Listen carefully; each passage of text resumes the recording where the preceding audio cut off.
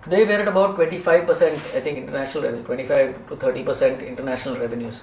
But our pipeline, obviously, on international is extremely strong, and it's going stronger month by month in terms of new customers and new customer sign-ups. And just like in India, the initial results when we have launched, whether it's Vodafone Romania, Vodafone South Africa, those results have gone like rockets. They've gone very well. We have invested well to make sure that they go well, and that word is now spreading.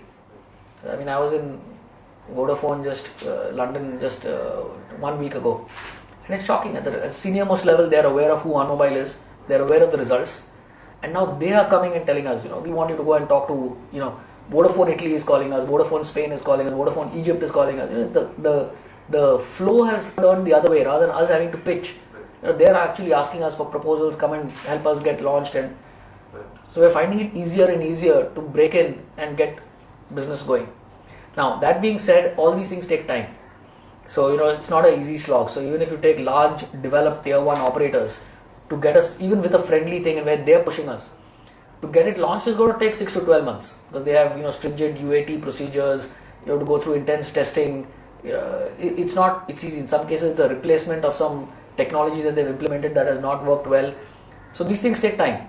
But the point is that the pipeline is extremely strong. So to answer your question directly, in about 3 years, my hope is that we should my aspiration level is to be north of 50% international.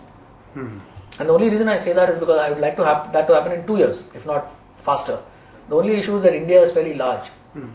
And because of all these pricing tariffs, I think India is going to grow even faster because there's more and more emphasis on West.